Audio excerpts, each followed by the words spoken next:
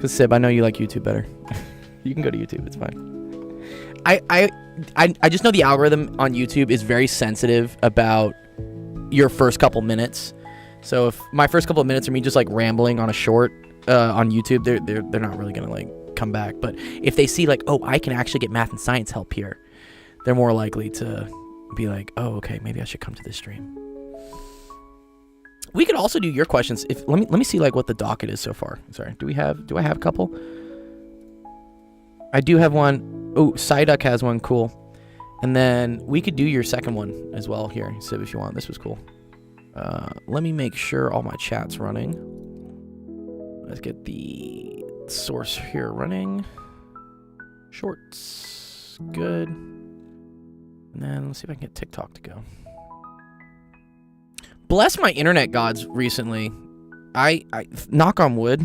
I haven't had any like major upload issues recently, which I'm so happy with. Man, they make these captchas so difficult. There you go. Thank you.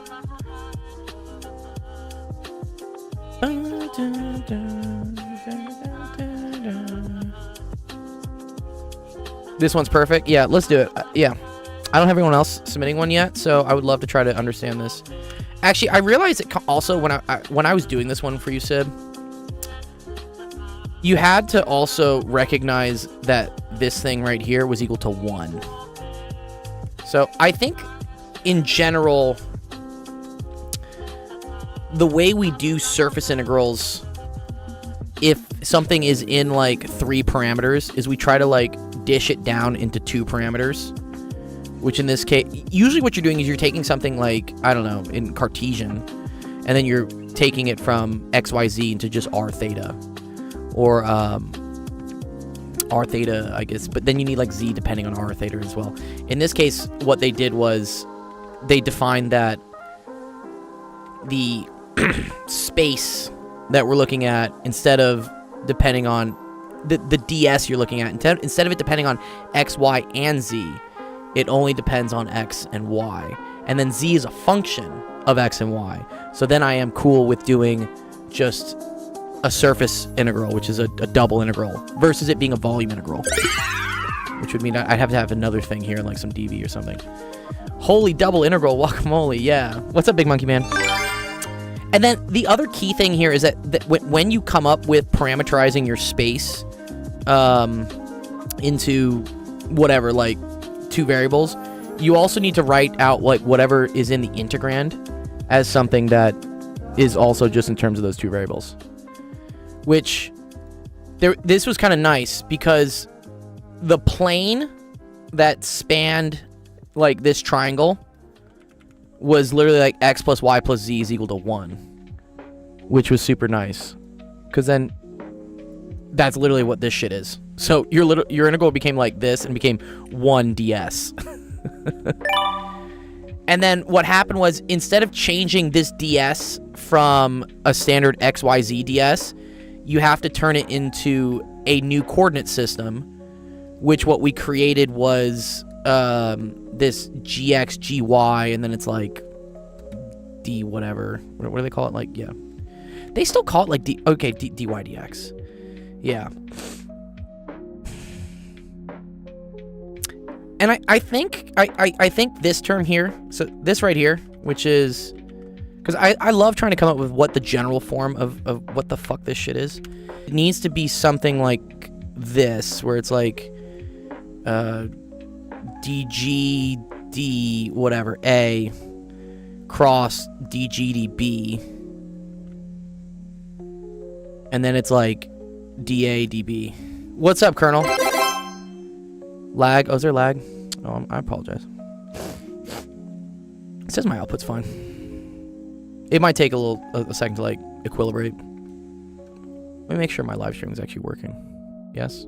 Yes, we're good? Yeah, we got connection. Oh, it's better. Okay, cool. All good. Look at that. 9 concurrent viewers. That's awesome.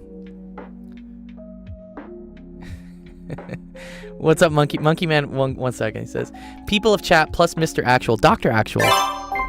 I say, no, I didn't go to grad school for 9 years to get called Mr. It's gotta be Doctor. Anyways, study goes, not really my technique wise, looking at university timetable, I'm 9 to 3. That's a lot of class, dude, by the way. What? 9 to 3? It's a lot of classes for university. So by time I'll go total 9, I'm wondering how to divide my time up. Yeah. The amount of time you need to study is very subject dependent. And then that it also has to do with how often you need to study, right? So if you're taking like a biology class where you just need to memorize like where the fucking mitochondria is before the test, then you only really need to study like 2 days before the test, every test. So now like you don't have to study every day for biology. Yeah. So depends on the class. Something like this calculus stuff and whatnot, you probably need to study every day because it's so much new stuff coming in all the time. And if you like don't get all of it, it starts to compound on like problems. I foresee you probably like dropping the gym, to be honest. Oh wow, we got another sub there. Thank you, the real Colonel. Love that, dude. Thank you. Wow, we got 4 subs in the last 2 days. That's awesome.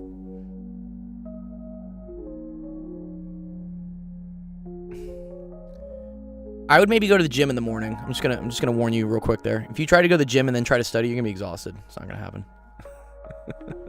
You're gonna cut the gym. But okay. So I think Sib, what happens is when you're trying to, I'm trying to like get a good overall thought of this, is that when you have an integral that's usually in Cartesian space, but you're trying to create some new coordinate system to take that integral such that things are nicer, you end up doing what I believe is called the Jacobian here, which is the magnitude of the cross product of your two parameterizations, per se, is what we would say. Let me double check that. Jacobian matrix. There you go. Gym twice a week. There you go. Exactly. Yeah. Yeah. Do you see how it's kind of like this thing? And then you take the determinant of it, I want to say.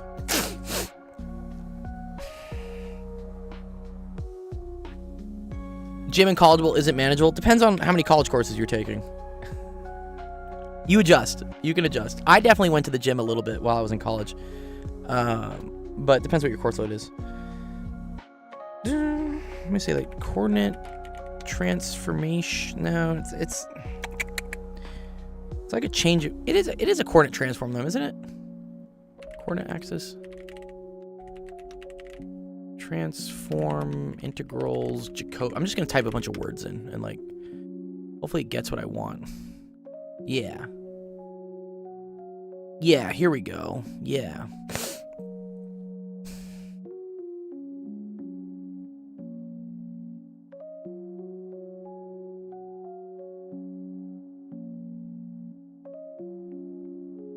Yeah, okay, this is it. This is what I'm talking about. Okay, here we go. 76. Uh-oh, dog. Uh-oh. So, look at this, Civ. This is kind of like... Oh, no, that is not what I wanted. Where's my...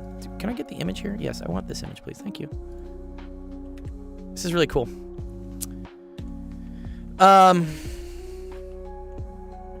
So, in this case, someone's going from something which is like x and y to r and theta.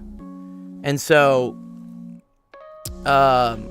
you make the transformation, right, that x is equal to r cosine theta, y is equal to r sine theta, right?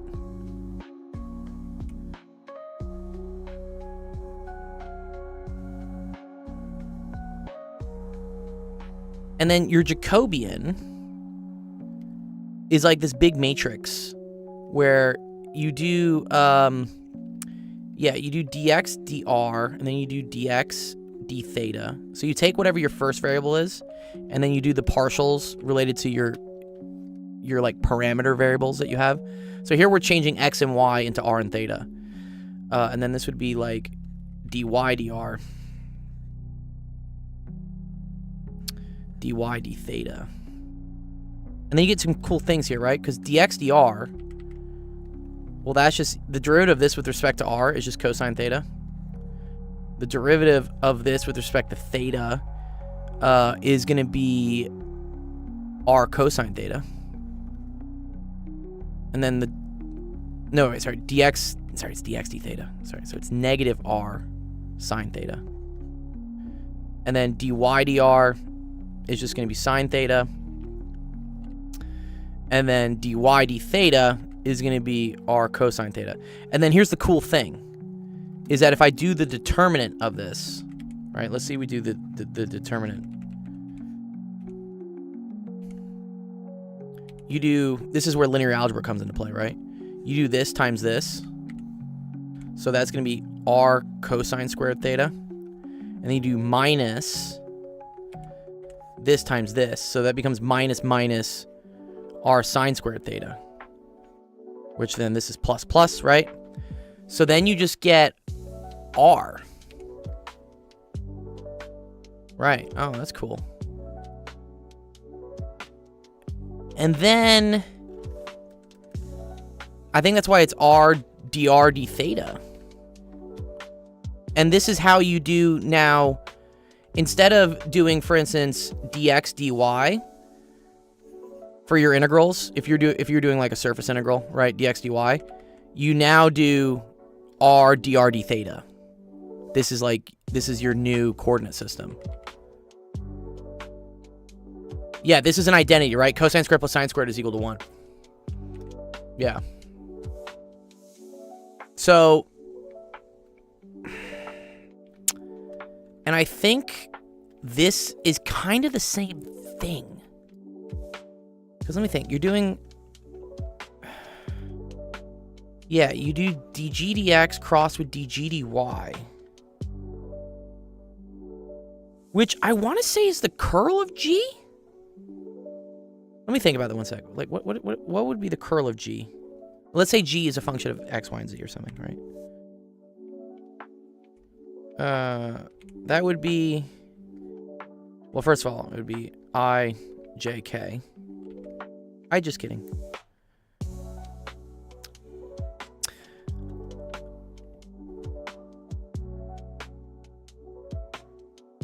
Mondo, oh, you have some good college tips here. One sec, Mondo. Let me emphasize that. Mondo says, anyone in college, please take your elective and easy classes that aren't crucial to your degree online, especially if you want to maintain the gym also. Yes. I 100% agree that, and this is why I tell a lot of kids, don't be super concerned if you don't get into your top college like right away. Go to community college for a year. Go take all those easy classes, those electives, those general credits for way cheaper. You get a way better experience because it's a smaller class size. And you can also go to the gym more. Unless you struggle with discipline. Yes. Yeah, unless you play Magic the Gathering. No. Dumb messed up AA Ron. Get roid accusations before 20. Dude, I was seeing some whack ass shit, dude. They're like kids taking Plan B on purpose in order to like get a testosterone prescription because it crashes your T levels. I'm like, please don't do that. It's so dumb. Okay, here we go. GX.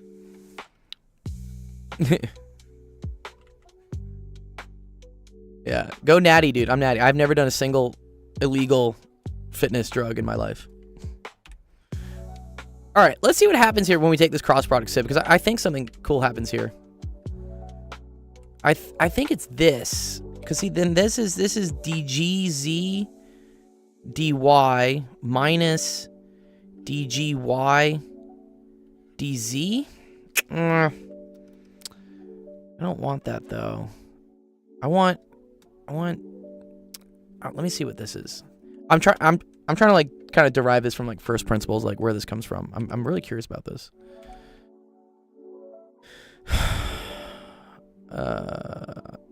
Yeah, let's say dg dx crossed with dg dy. I want to know where this comes from, because it shows up all the time, from what I've seen. To me, this is like little math exploration.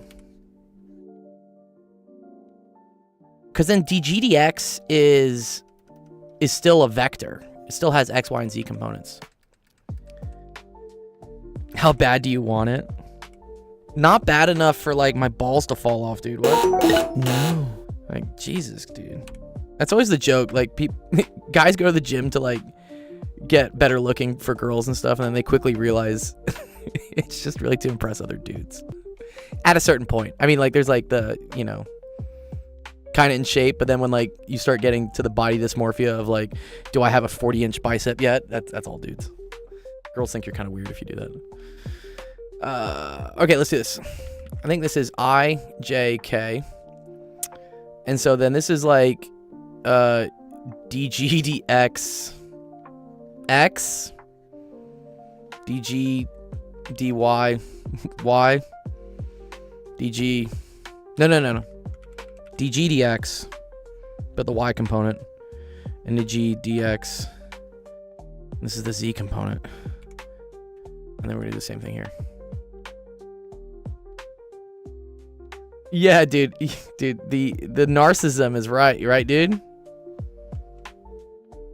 Yeah. They got the special mirrors sometimes at places that, like, really give you good contours on your muscles and stuff. Sorry, DGDY, but in the Z component. DGDZ. No, DGDY in the Z component. Okay, let's see what this does. I'm just curious. So this is DGDX, the Y component. DGDY, but the Z component.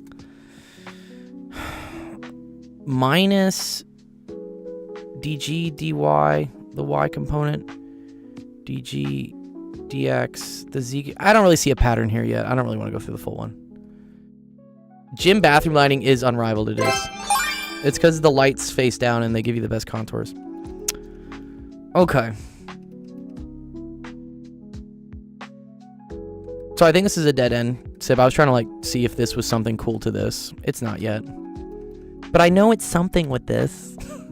I know it's something there.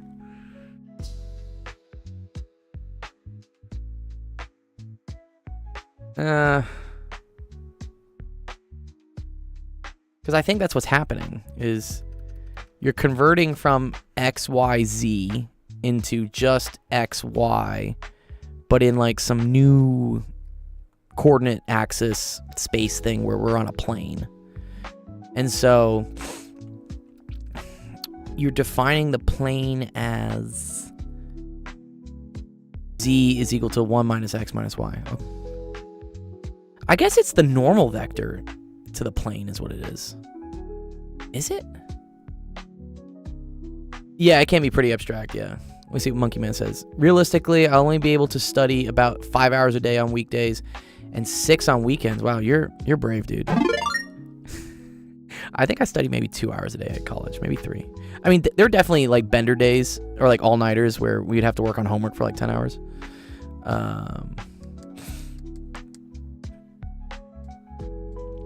I think, Monkey Man, it's going to depend on your coursework. 100% going to depend on your coursework. And you'll find out pretty quickly, like, what course demands what amount of work, you know?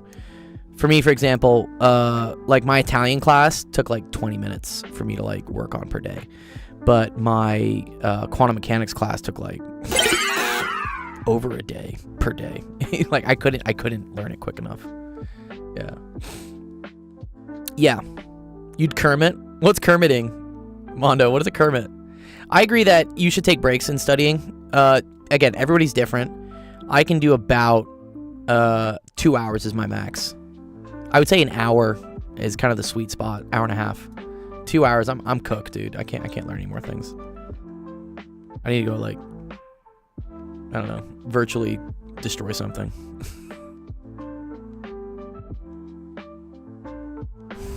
Oh, Kermit suicide. Oh, okay. Oh, okay. Oh, you'd Kermit. You'd Kermits. Oh, wow. I didn't know about that one. I know about Ann heroing. I didn't know Kermit was another euphemism for it. It's a little play on words. It's punny. Nice. You know what? Actually, Sib, here. I'm going to do, because I don't think we have any other screenshots yet, right? We don't have any screenshots? I'm happy to just, like, kind of learn this with you. We're gonna use our good old friend ChatGPT to try to explain how this works. You can go for a while with studying. Nice. Here we go. I'm gonna say we're gonna do the think quickly one. I'm gonna tell it. Well, not this, sorry. Where's the picture?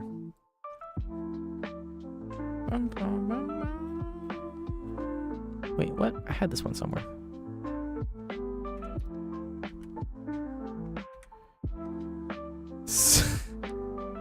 Suicide. It's like when the kids are now calling each other acoustic. It's funny how human language will always come up with a way to figure things out. Okay. I want you to explain how to do this first one as a general procedure. I want like a general procedure for why this, and for why this works. I think it has something to do with a Jacobian matrix and transforming the variables or coordinate axis you're using to do an integral. I'm low-key restarted on some. There you go. Yeah, I'm low-key restarted. Someone did submit a web screenshot. HHH, what's up, Odin Root? Is this yours? Okay, nice. Wavelength and stuff? Okay, cool.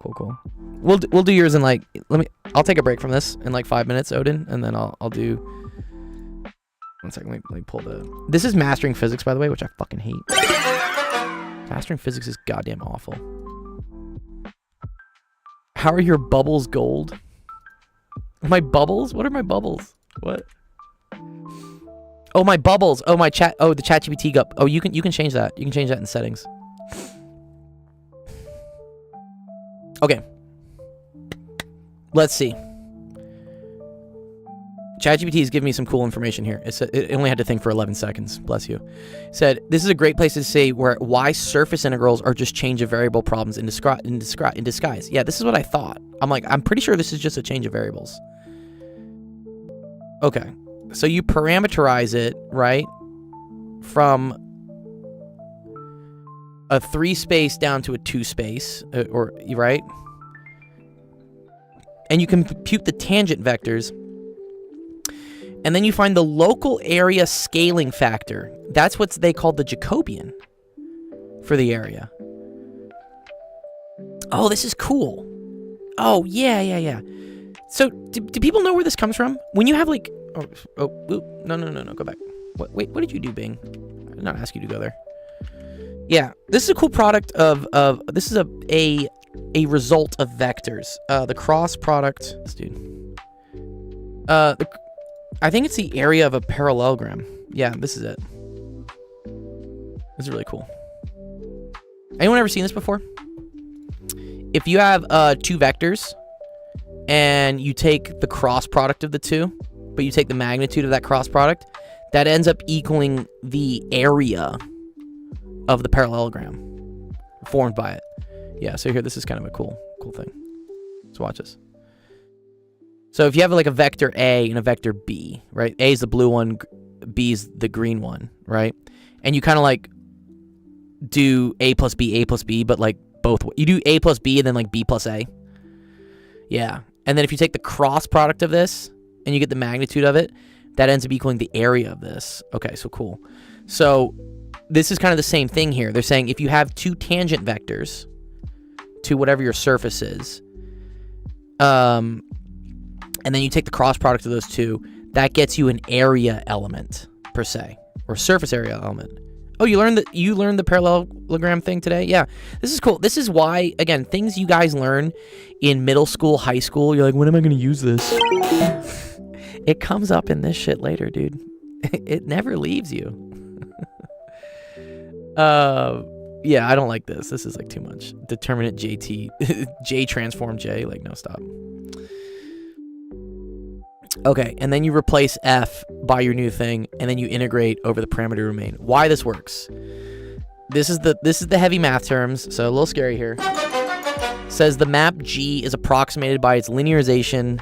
A little rectangle du dv in the parameter domain is mapped to the parallelogram in space by dg du du dg dv dv.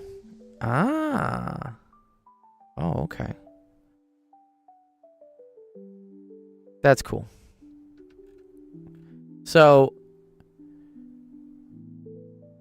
This is the first part, Sib, when doing this question that I wouldn't get instantly, but I think is the crux of the whole argument, is that when you had these 3 points, you figured out that this was the equation of a plane that was just x plus y plus z is equal to 1. Again, this is one of these things in math where if you've seen it enough times, you recognize it, it makes things easy, and you can just do it. It's awesome. If you don't, I think there's a way to do it by creating 2 vectors from the pairs of points, and then from that you can come up with the equation of the plane, I believe.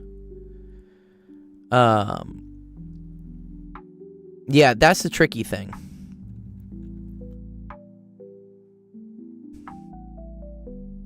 So here it is. Yeah, surface integrals reduced to ordinary double integrals after the parameterization of ds is equal to... This happens all the time. You got to find 2 tangent vectors, you cross product them, and then this is the area Jacobian. Cool. I knew it was a Jacobian something. Which measures how small a see how this is like a factor, right? This is like a coefficient in front of du dv. So instead of dx dy, it becomes this. Yeah. Square root of 1 plus gx squared gy squared dx dy. Yeah.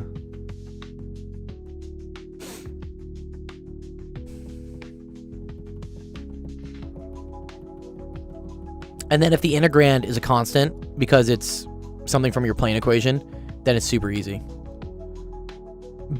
Barycentric parameters. What are barycentric parameters? Yeah.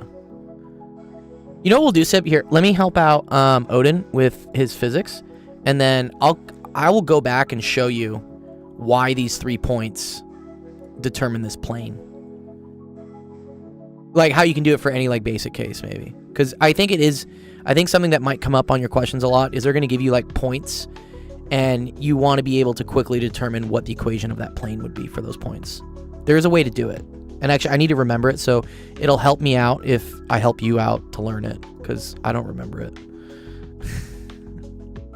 Okay, cool. Let me try to do Odin's here. Okay, it says, transverse waves on a string have a wave speed of v, 8 meters per second, an amplitude this, and a wavelength of 0.32 meters. The waves travel along the minus x direction. Okay, interesting. And at t equals 0, x equals 0, the end of the string has its maximum upwards displacement. Exactly, Andrew. Yeah, I'm pretty sure. Yeah. And we're going to do that right after this one. But I'm pretty sure what you do is you come up with 2 vectors, right? From your 3 points that define a plane, you can create a pair of vectors. And then you cross product those 2 to get a normal vector. And then there's something with that normal vector dotted with like n or whatever, or with r or something, and then that gets you the equation of the plane. I need to remember how to do it. It is a very basic like linear algebra thing. I just, of all my knowledge, I don't remember exactly how to do it, but it'll help me to go do it. But anyways, let's do this one real quick. So, transverse waves. Transverse waves means that the waves oscillate perpendicular to their propagation. So, in this case, if we had a wave, sorry, let's say that looked like this. This would be a wave that propagates left to right because its amplitude is up and down. So in the y direction. So this is an example of a transverse wave. And then again, this is going to be propagating in the minus x direction, and we say at t equals 0, x equals 0, the end of the string has its maximum upward displacement. So I'm going to say this is what's happening. We could say this is like, whatever, just say this is like some amplitude y. And this could be t. It could also be x, because at t equals 0, it should be maximal, and also at x equals 0, it should be maximal as well. Yes, when x is equal to 0, y is the amplitude. Yes. Well, y should be the maximum amplitude. But also t needs to equal 0 as well. So it's 2 conditions. So on this wave, you have the position in time, like how much it's evolved in time. And then you also have the position in space, like where it is. It's kind of a confusing thing with waves, but I talk about how like you can have like 2 snapshots. You can either like take a photo of what your wave looks like, and that's a snapshot in time. And then in that case, you're looking at what the wave looks like as a function of position. Or you could like place a sensor somewhere position-wise on where the waves are going past. And then you could look at, as a function of time, how that amplitude goes up and down. It's like 2 different... I should make a video on this one. I really should. This is a TikTok video I should make, because I'm always talking about it. And it helps to have some animations. I might do one. Okay. So here we go. Find the wave number of these waves. Wave number is called K, I believe. Oh, right. Oh, they give it to you. K. Okay, cool. And K is equal to 2 pi over lambda, I believe. Sure, RK. RK, you know, I think I fixed the website, RK, so that you can upload different types of screenshots. You want to try sending one of them again? If not, you can send it to my Discord. But try using the, you know, the link down there. I'm curious to see if it works, RK. I'll be happy to help you. Yeah, so I believe K is 2 pi over lambda, which they gave us lambda, right? Lambda is 0.320. That's the wavelength. So that's like the width of the waves in what we say like position space. So like if we're freezing time and looking at it as a function of position, that's what this is. This is lambda. And we say it's 0.32. So it should be 2 pi over 0.32. One would hope. Let me pull out my calculator. Take a look at it.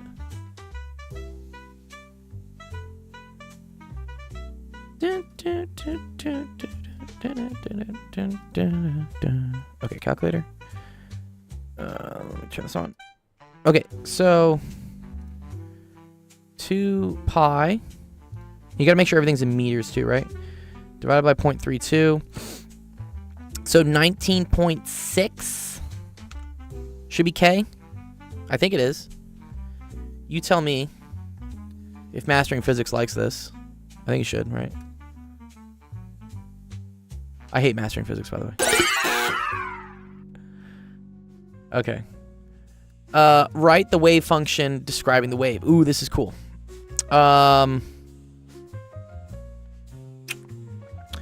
It depends if they want to use sine or cosine. I'm assuming they want to use sine, right? Then we're going to have to put a phase shift on it, though, aren't we? Oops. Okay. I think it's y of x comma t is equal to a sine. I want to say it's kx minus omega t. But I think that's for waves propagating to the right. So I think it's kx plus omega t for waves that are propagating to the left. Yeah. This should kind of make sense to you. Do you remember when we were doing like transformations of functions? Like if you have f of x versus like f of x, like, I don't know, plus a, right? Remember how like plus a moves things to the left? But if you do like minus a, it moves things to the right.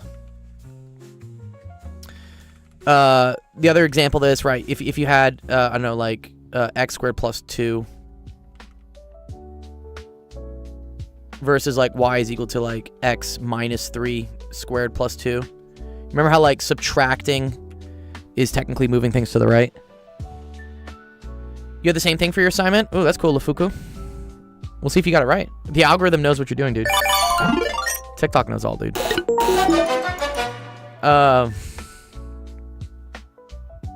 So in this case, if time is now like advancing, right?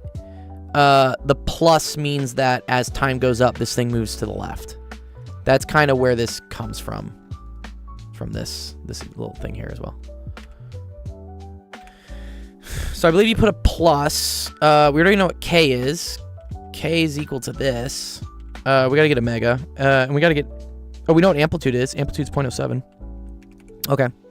Oh, and then technically there's a plus phi term on it. This is your phase shift.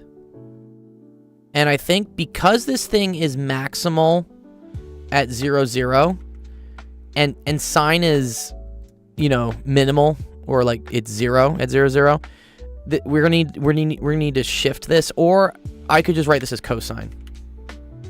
JPEG still won't work? No fucking way, dude. Really? Oh, man. Are you really telling me? Like, on this thing? I know it says PNG JPEG, but I switched it. I switched it so you can actually put JPEGs on this. Or you should be able to. Watch. Here, let me change one of these. I'm gonna change one of these files and just to show you. Okay, I'm gonna rename. Where can I rename my files? It's so funny. Okay, here we go. JPEG. I would like to change it. Yes. Okay, there. So see how that says figure 14.jpg? I'm gonna say this is like test. Let's see if it works. Yeah. Cool. It does work. And then if you check on my Discord, I do get the image right here. This is the image I just sent it.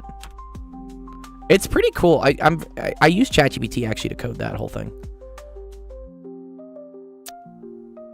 Sib, does it work today though? I updated the code today on it to include other formats like HEIC, JPEG, WebP, GIF. Like, I was like, whatever, just accept all the formats. I just don't want someone to like upload like an exe to me. Yeah, I'm curious. Okay, anyways, so because it needs to be at its max at 0, 0, we're gonna call this thing cosine, and I'm gonna get rid of I don't need a phase shift anymore. So this should be 0.07 cosine of 19.6x, and then the omega. Ooh, fuck. Oh, it does work. It works on Safari, but it doesn't work on Google. Oh, you know why? Because it probably has the old version of the website cached. You probably try clear your browser history or something. It should work. I think if you used it on one browser, and yeah, I just got your screenshot, by the way. See, this is you. See? Although like this looks like pretty warped. Like I look like I'm like zooming in or something. What's going on here? Okay, good to know. It's yeah. It was the peg, the E in it. They didn't like. Okay, one sec. We need to get omega here. And I think V is equal to omega over K. It works now?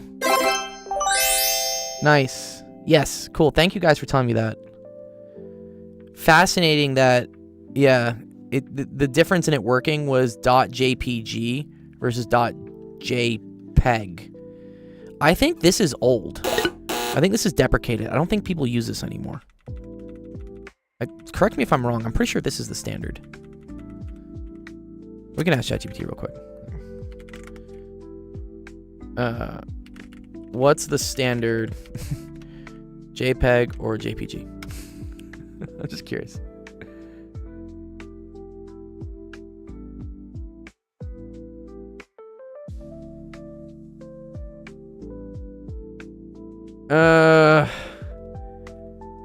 Oh, it does say to use JPEG with an E. Interesting. It's because old Windows DOS operating systems limited to 3 characters. Mac OS X uses JPEG with an E. Today, both are accepted, but not on my website when I had it coded the way I had it. That's cool. Okay, so I think V is omega over K.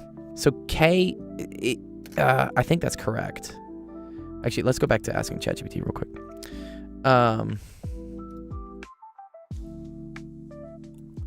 Let's see, one sec. How would I determine omega for this? I think it's omega's V over K, or V is equal to omega over K, because I think that's wave velocity. I think group velocity is d omega dk.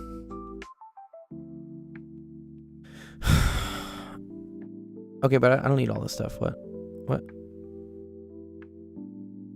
Okay, so they say... oh, here we go.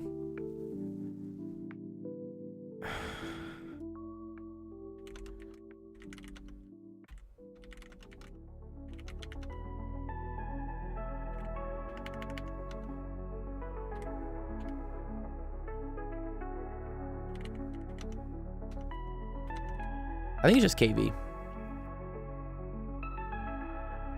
You got a test on Thursday, and I can barely simplify the simplest radicals. I can't add them yet. We did it yesterday, though. You got it, bro. Okay, cool. Yes, you can do K times V. Awesome. All right, so I was right. Okay. Okay. So omega is equal to K times V. It's all right, dude. We're going to help you out. We're going to help you out next year. Okay, so omega is equals KV. So that's equal to that 19.6 we had.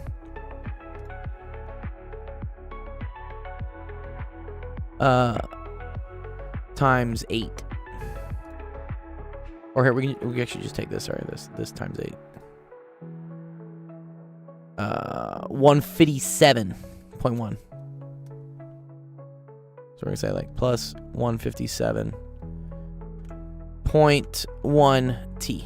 I think that's the final answer for this. I think that's also what like ChatGPT agreed with. Yeah, 157.1. Here, and I can actually tell it to just do that one real quick. Oh, but it wanted pi as a constant. Oh, that's ugly.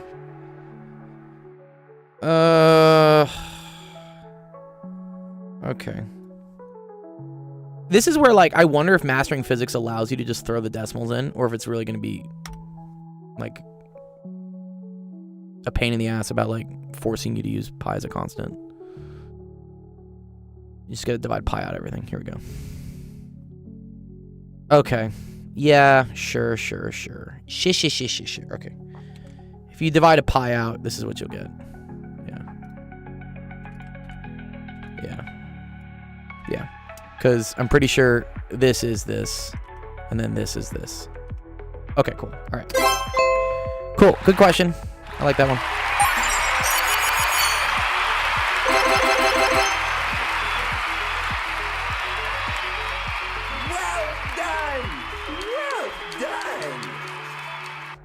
Okay. RK, let's help you out with some radicals. I'm trying to, like, read what's going on here. Oh, you have cubed roots now.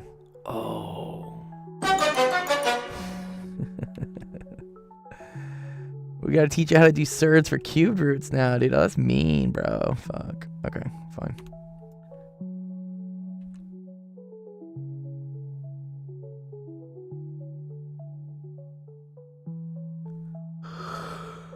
Okay. Let's pull it in. Oh, sorry. Yeah, Big Monkey Man, let me answer your question too while I pull this one in. I was wondering, on weekends I usually work. I was planning on saving that money to fund my master's as I don't have any expenses. I was wondering if reducing my hours and using that time to work on things that could land me a scholarship would be a better investment of my time. Yeah, so I'll always say, don't worry about making money now. Worry on, like, doing the best in your classes to an extent. So, again, everything's dependent on your situation. So if you're working a 20-hour a week job and you're getting, like, B's and C's in your classes, I would drop that 20-hour a week job. Just get rid of it, because the pennies you're making on that 20-hour a week job are not really going to make up for you not getting a nicer high-paying job if you got A's and B's in your college classes. So it makes sense to, sacrifice a little bit now with the shitty paying job so that you do well in your classes and you can get a better paying job.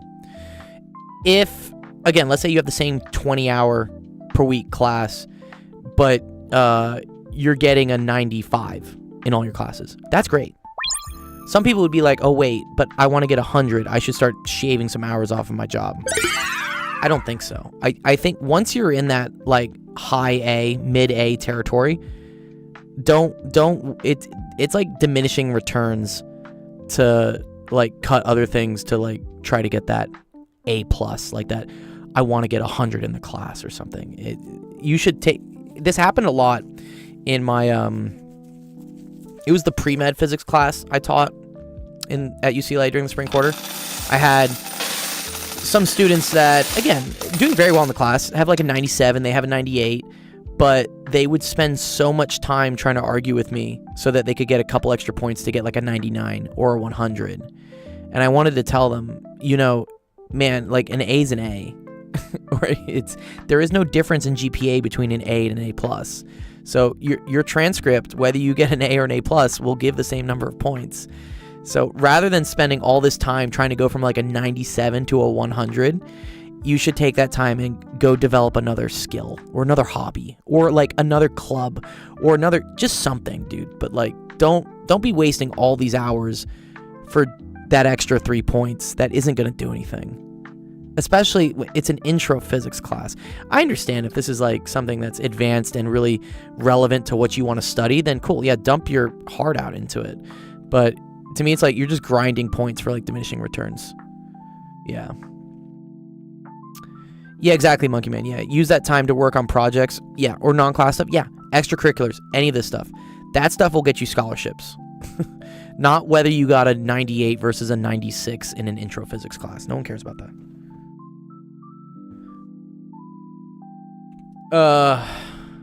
Oh, I see, yeah. A 70, that's demoralizing. Okay, RK. Let's see. The screenshot's cut off a little bit, so I can't really see this. But I can at least help you out with these two if you want. So we have 2. This is a cubed root, which is a little bit different than what we've been dealing with square roots. This is a lot to dump on you right away, dude. Especially, you know, yesterday I feel like we just taught you square roots, and now they're hitting you with cube roots. And then this is -2 cube root. Here, let's just take, I like the colors. Cube root of 54 over 3, right? Yeah, okay. All right. It's the same strategy as we did before.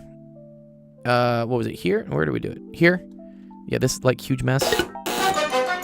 It's the same strategy of like, you want to try to reduce radicals into smaller radicals, and you have to do some, you know, finding factors and things. But there's a better way to do it with cube roots, and it's, instead of finding pairs of numbers, you got to find triplets. So I'm gonna look at this right away, and I'm gonna try. Let's just try to factor this thing out into, because as it stands, RK, right now, cube root of 375 and cube root of 54 are not compatible. I hate to say it. You know, they're not meant for each other yet. But we can try to fix things. So let's try to like reduce this down real quick. So, can I get that, please? Please come down. Okay, let's go away. Let's go away. Okay. So I'm gonna try to break 375 into factors. First thing off the bat, right? This is odd. So you can't break it with 2s. It doesn't work. I think I can break it with 3s. So 3, and I gotta think like 3 times what gets me to 375? Well, 3 times 100 gets you to 300. And then I need another 75. So 3 times 25 would get me to the extra 75. So this is 3 times 125. Exactly. Okay, good. Yes. Okay. And then, you know, this is 5 times 25. And then 25 is 5 times 5. Right. Yeah. So here's a cool thing, is that this is a triplet now, and that matches here. Whatever the number is here, that's how many you have to fit in your group here. So this is going to come out as a single 5. And then again, whatever's left goes back inside the house. And so what you're left with here is going to be 5 cubed root of 3. Okay? That's what this cube root of 375 is. Okay? So cool. All right, so we figured that out. Let's do this one.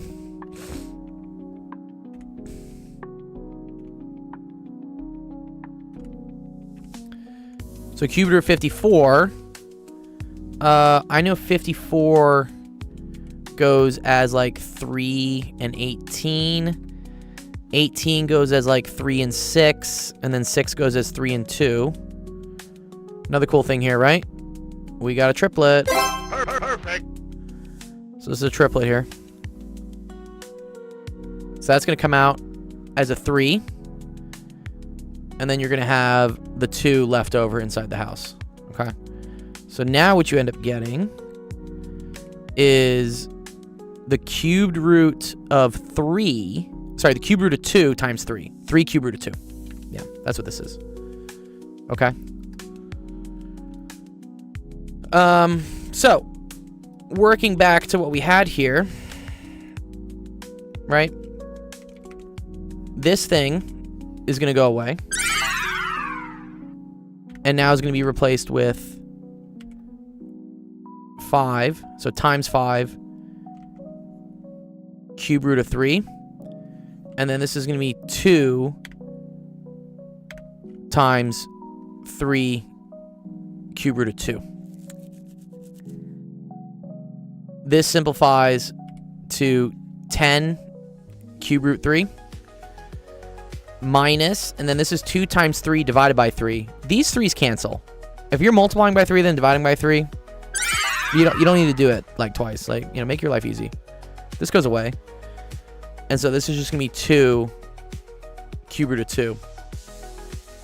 Where did the 2 come from? Okay. There was a 2 here, right? Do we see that 2? Here, let me pull it up. Right? This 2 was here. And then when I was doing the cube root of 54, the 2 was what was left over. So there's a 2 that goes inside the root, and then there was a 2 from outside the root before we did the reduction. Okay. So yeah, so then this is your final answer. I assume there's more things going on here, RK, like over here and here, because as it stands, this is the simplest you can do things, because the cube 3 and the cube 2 don't match. What if, for example, I couldn't cut out the fraction? Sure. So, I mean, if this was, for instance, let's say this was a 7. Just for shits and giggles, right? You still multiply these two things together, right? That would be 6, all of this, over 7. So you could either say 6 over 7 times this, or the more common way to write it is to do 6 like this and then put a 7 underneath. Say 6 cube root 2 over 7. Because the 7 is dividing everything. It's dividing the product of the two things. So that's what that would be. We were lucky and these canceled out, so then this is just 2. And then if you got fractions, you need to like add the fractions together and stuff.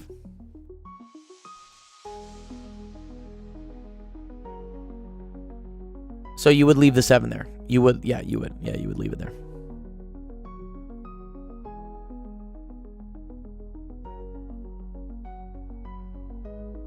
Mm-hmm.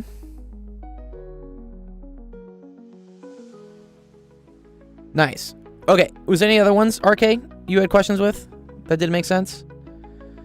I did that. We did the foiling one.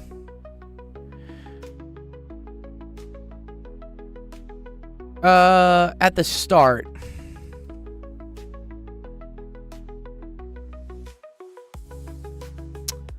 So for this one, you can't break this by 2 because it's odd. If something is odd, you can't break it down by factors of 2.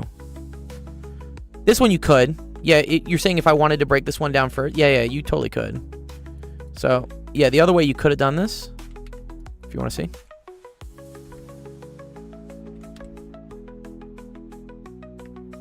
Yeah, this could have been 2, 27, 3, 9, 3, 3. Again, a group of 3's come out, 2 stays inside. That's also valid.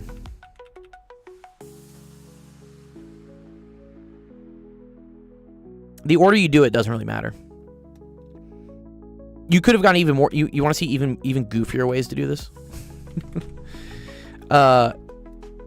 So you also know, right, that 6 times 9 is 54. But then this is like 2 times 3, and then this is like 3 times 3. Yes, you have 3's that come out, and then you have like a 2 that goes back inside. This is generally frowned upon, though, because you want to like try to break things. These are called prime numbers, by the way. These numbers here are prime because you can't break them down even further, right? So you want to try to break things down by primes. Or if you see something clever, So for instance, let me think of the one I want to do with this.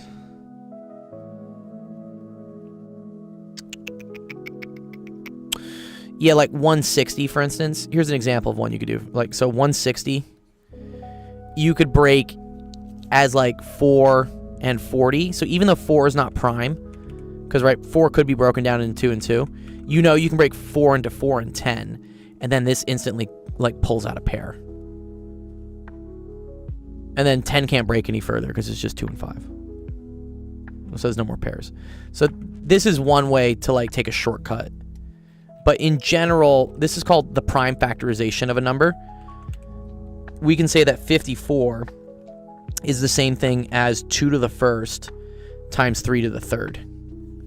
That's what this says. And you can check that, right? 3 to the third, that's 27 times 2. 2 times 27 is 54. And what you're doing when you do, for instance, the third root of 54, you're really taking something to the 1/3 power. That's what the third root means. It means to the 1/3 power. And you're doing that of 2 times 3 to the third. And then now what you're doing is you're applying this exponent to both things, which exponent of an exponent is multiplying. So this becomes 2 to the 1/3 times 3 to the 1/3 times 3. 3 to the 1/3 times 3 is 3 to the 1. So this becomes 2 to the 1/3 times 3 to the 1. And then remember, anything to the 1/3 power is the cubed root. So this is why you get 3 cube root of 2 again. It goes like backwards and forwards. It's forever. It's infinite. Yeah.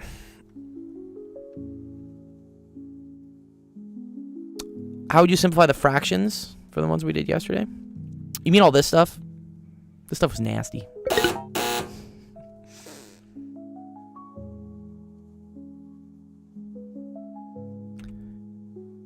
Yeah, so here, let me...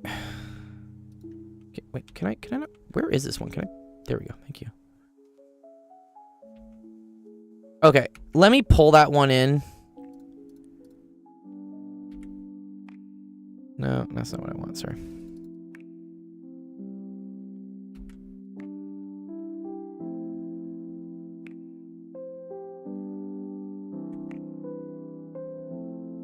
Oh, I was trying to upload. No, not that one. I want this one. Man. Okay. This. Yes. Can I get it on this page, please?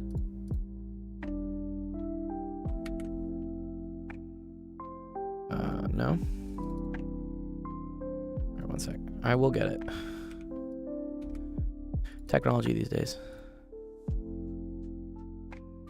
There we go. Jesus. Good job. Okay. Okay. Let me just write out what these things were first off. Okay. So root 8 was equal to 2 root 2. We know that. Okay. Root 108.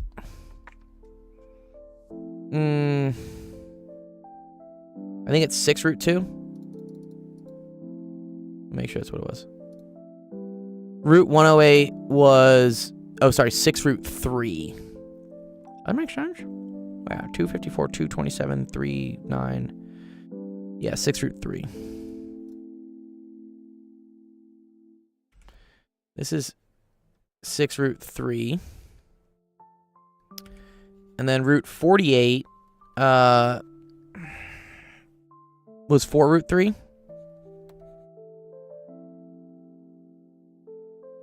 And root 50... I'm running out of colors. No. Okay. Root 50. 5 root 2.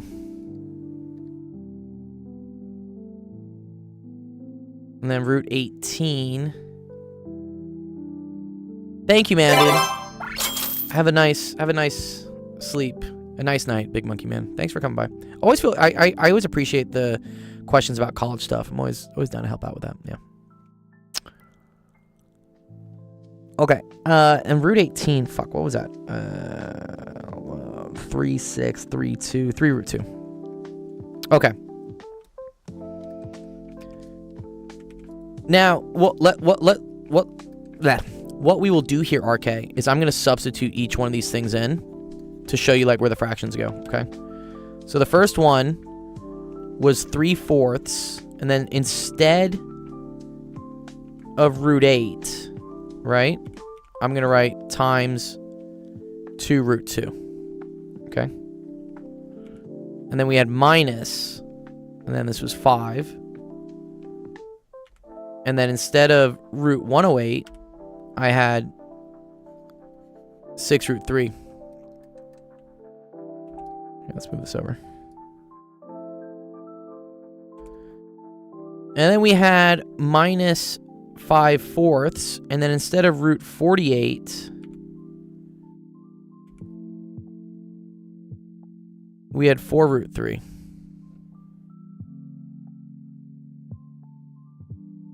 And then plus 1/2, and instead of root 50, it was 5 root 2. And then plus 2, and then instead of root 18, it was 3 root 2, I believe.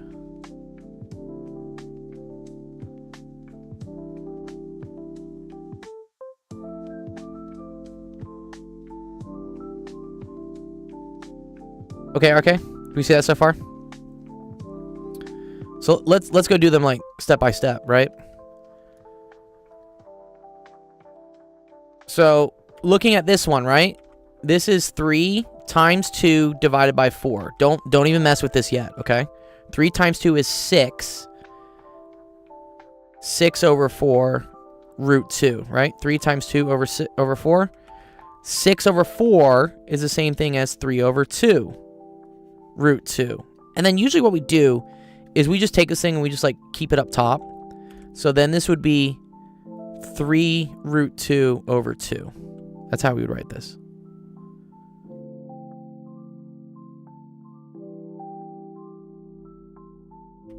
How is 6 over 4 3 over 2? Okay. So 6/4. What you can do is you can say divide by 2, divide by 2. You divide the top by 2, you divide the bottom by 2. You get 3 over 2.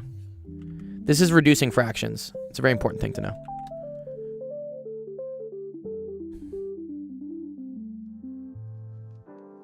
The other way you can kind of see this, right? 6 is the same thing as 2 times 3, and 4 is the same thing as 2 times 2. So now the 2's cancel, and you get 3 over 2. Denominator goes under the root. Eventually, yes. Yeah. I'm saying, for now, you can leave the fraction out front and just have this thing mess around with it and leave this just chilling on the right. Like kind of how I have it. And then, eventually, you want to put it back up in the numerator.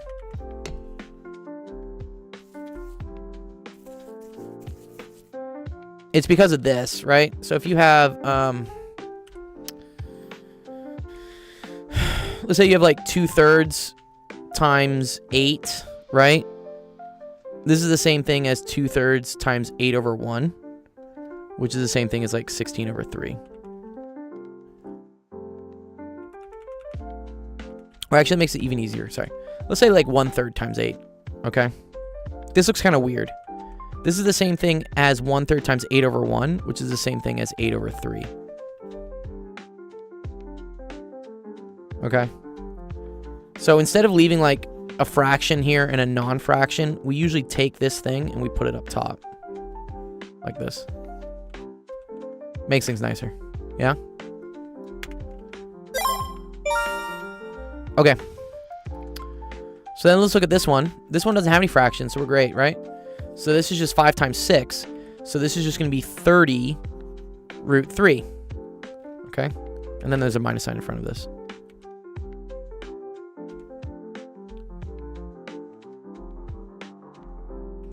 And actually here, let's pull it down. Just so we can see it all. See it all together.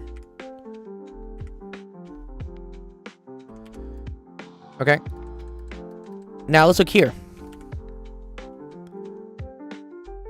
You have 5 times 4 divided by 4. Okay? I could write this as 20 over 4 root 3, which would then be equal to 5 root 3, right?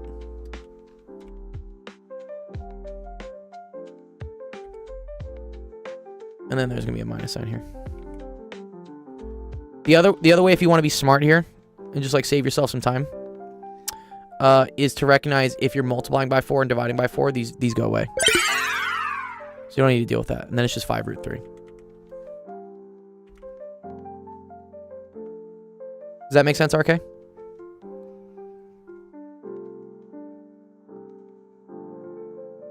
How does 20 become 5? Cool. So this is 20 divided by 4, which you should know. You should know. I mean, this is, you know, we learned this in elementary school, right? What's 20 divided by 4? Ooh, for 30 square root of 3, how do I find the decimal? You use a calculator.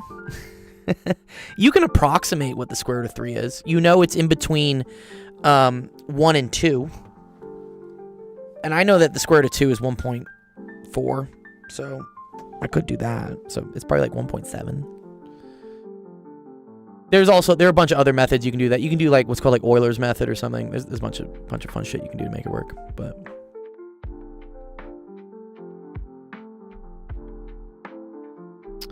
one sec. Also, let me make sure my chat's still working. Sometimes my chat stops. Okay, good. My chat's still working here.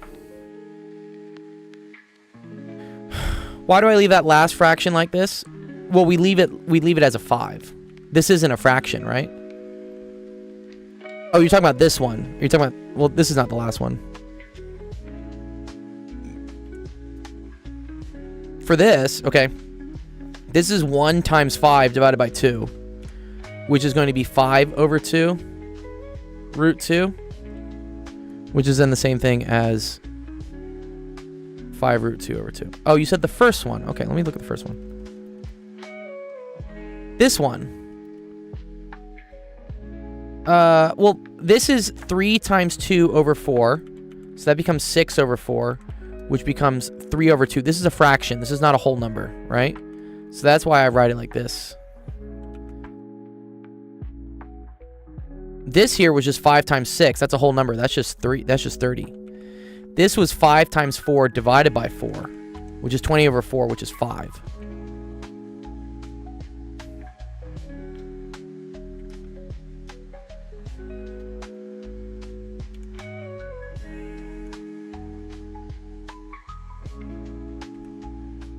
Okay, cool. So cool. We got this done. Yeah. And then this should be easy, RK, right? This is just 2 times 3. So this is just 6 root 2.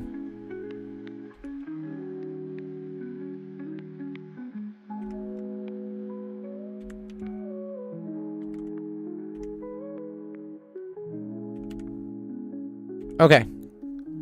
Now, once you've gotten to this step, right? You need to start combining the roots that are the same, okay? So what I notice is this is a root 2, and this is a root 2, and this is a root 2, okay? So we're going to combine all of these 3 together, okay? So this one, well, it's really this. It doesn't have to do with the fraction yet. It has to do with that they're all root 2s. Okay. Okay, so you have 3 root 2 over 2 plus 5 root 2 over 2 plus 6 root 2.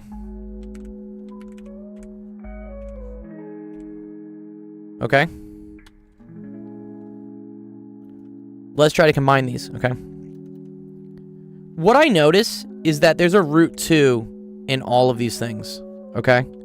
So I really could just pull the root 2 out if I wanted to. Because this is going to be the same thing as 3 halves plus 5 halves plus 6. And then all of these things are times a root 2. So what I did is I pulled this out of every single one. This is called factoring. Okay, now this should be easy for you to deal with, right? Because 3/2. Oh, why is my Twitch? One second, let me get my Twitch chat. Where's my Twitch chat? Okay. Come on. Test. Oh, there he goes. Now it's working. Okay. I don't know. Sometimes it lags. Okay. 3/2 plus 5/2, right? That's going to be 8/2 plus 6. 8/2 is the same thing as 4. So you get 4 plus 6. So now you have 10.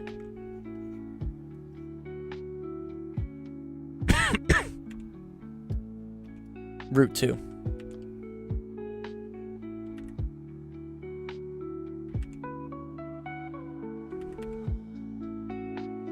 So the final bit from here is just going to be 10 root 2.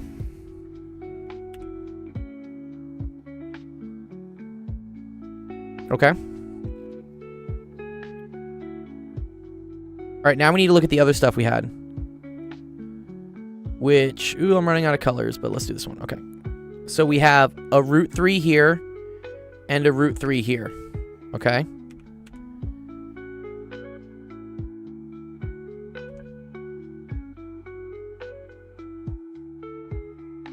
And that was negative 30 root 3 plus negative 5 root 3.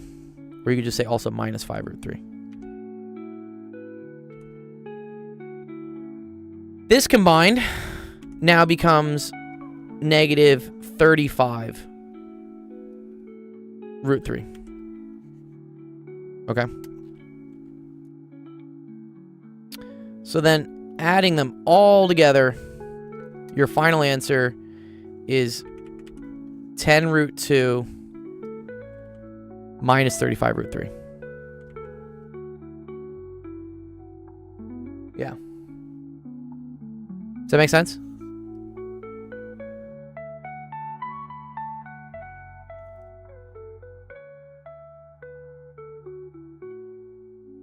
Nice.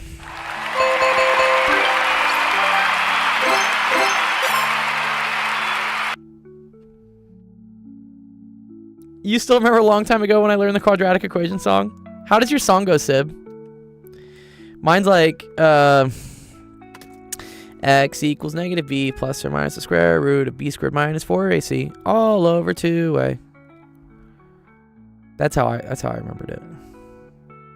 I wonder if that's similar to how you guys learned it. It was like Pop Goes the Weasel. Yeah. Sick. Okay, cool. This is, yeah, I mean, this was an involved question. How do you add fractions? Can you show real quick? Yeah, sure, dude. Adding fractions? You just have to have the same denominator. Okay. I'm in grade 11. I don't know this. That's okay, dude. No one learned shit during COVID, honestly.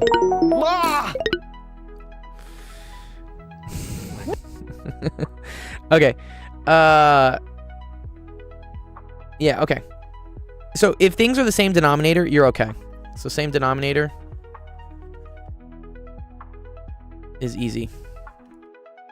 So for instance, like 3/7 plus 2/7, okay? Notice how these denominators are the same? So all you got to do is just add the tops. So this becomes 2 plus 3 all over 7. Which is then equal to 5/7. Odin says, not gonna lie, that's true. I only locked in with school and I'm learning in my freshman year of college, bro. COVID hit me. Dude, COVID slapped, bro. COVID fucked up a lot. They actually just released the nation's report card today for 12th graders. And I think from 2019 to now, I think math comprehensions is down like 4 points, like 4%. It's nuts. Like what? Yeah, definitely had to catch up. Honestly, this whole nonprofit started because of COVID. I've been teaching before COVID, but I noticed especially during COVID that people were getting wrecked. And I was like, okay, let me like try to like undo some of the damage by giving out some free help on, you know, at the time we only did Twitch, but you know, now it's like YouTube, TikTok, everything else. So yeah, I understand the catch up is real. Okay, so same denominator, easy, okay. Different denominator. It's harder, but not too bad. You have to find what's called like the LCM, which is called the least common multiple. Have you seen this before? What a least common multiple is?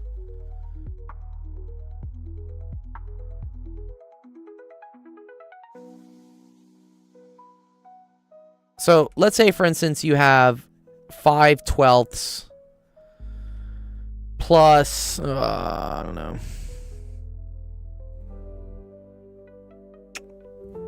Come up with something else.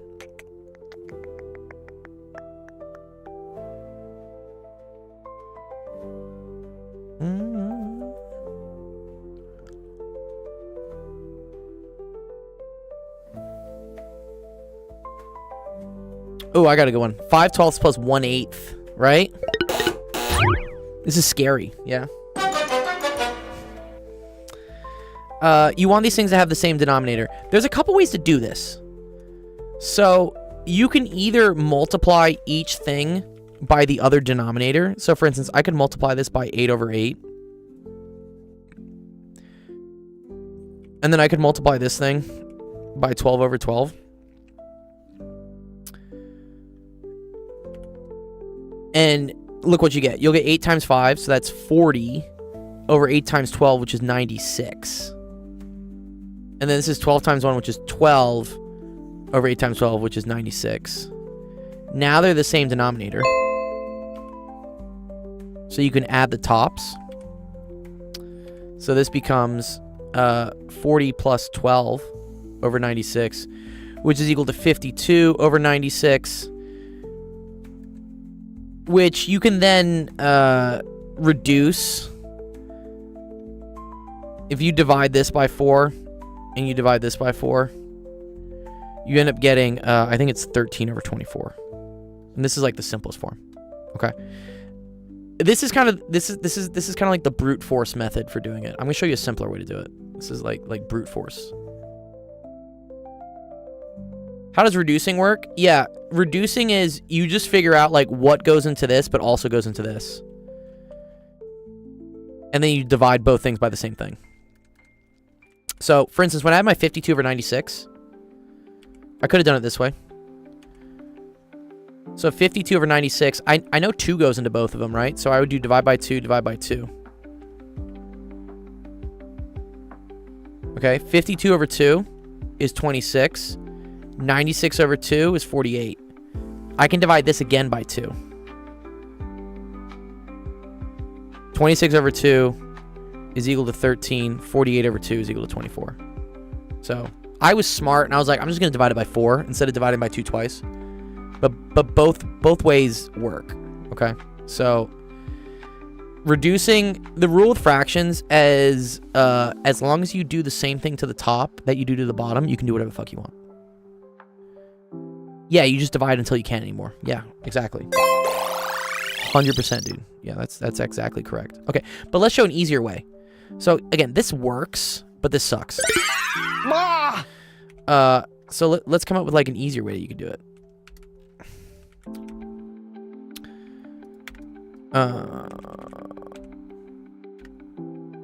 So this is going to be called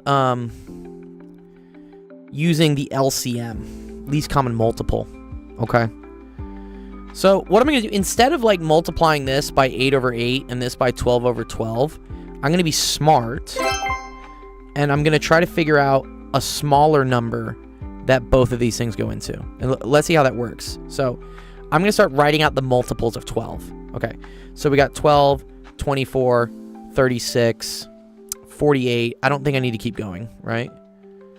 Then let's write out the multiples of 8. So I have 8, 16, 24, 32, okay? And so forth and so forth. My goal is to figure out where these two numbers match up for the first time, okay? And what I notice is that, 12 hits 24. 8 also hits 24.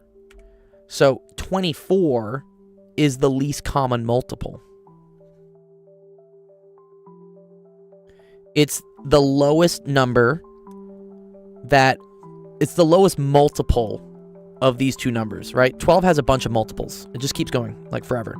But the smallest one that matches up with the smallest one here, or the smallest pair, is 24. So now my goal is to just turn this into a 24, and to turn this into a 24. And what I notice is that I can do that, right? If I multiply this by 2 over 2, right? If I multiply this by 2, if I multiply the bottom by 2, I get 24. But anytime I do anything to the bottom, you got to do it at the top. And then for this would be like times 3 times 3, right? I think, how do I get the 8 to 24? I get the 8 to 24 by multiplying it by 3. I get the 12 to 24 by multiplying it by 2. So then I do that to these two things. But anytime you do something to the bottom, you got to do it at the top. So this becomes 10 over 24 plus 3 over 24. Notice how these are the same denominator, right? So I can just add them. Or I can just add the tops, right? So this is 10 plus 3 over 24, which is equal to 13 over 24. And looky, looky, that's the same answer that we got up here.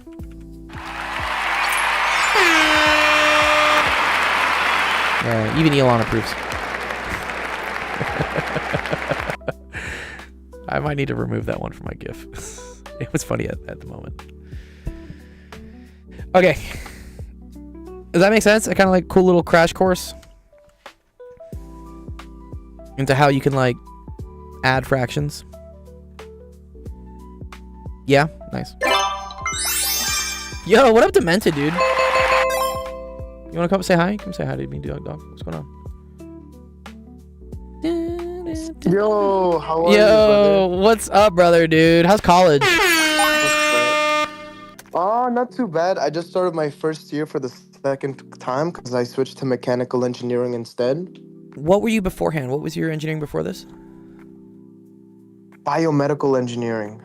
Oh, okay. You didn't like the OChem? That's You didn't why like I switched to mechanical. you didn't like the Orgo stuff? Is that why you switched? No, I'm not good with blood. So I decided to switch. Oh, okay. Yeah, I'm also absolutely... Dude, they showed me like a video of open heart surgery when I was in like middle school and I puked. And I was like, nope. No. I am not going to medical school. Yeah, he showed a video of trying to fix a blood pump while blood is in there. And I was like, oh, I can't do this. I'm not able to do that. No. Oh my God. Okay. Well, luckily it was only your first year, so you were probably just taking GE classes anyways. Yeah. Right? Yeah. Yeah, it was pretty simple classes, just calculus. Now it's even easier. We're doing fractions, prime fractions, shit like that. So it's not too I was bad. literally just doing fractions with a student on TikTok. Did you see that? Yeah, I Fractions. seen it on TikTok. I was like, wait, oh my God, it's Dr. Gold. He showed up to my For You page. That's new. Oh, really? I hit your FYP, dude? I hit your FYP? Yeah. Yes, dude. I was like, "Oh, Nice, dude. Wow, I'm TikTok famous, dude. how that's you cool. been? I've been good. I just got back from Burning Man. So I've been like readjusting to normal society. Oh my God, how was that? It was great. It was absolutely phenomenal. I've been posting like pictures and videos on Instagram like all week. There's like so much to it. Oh yeah, I've seen so many.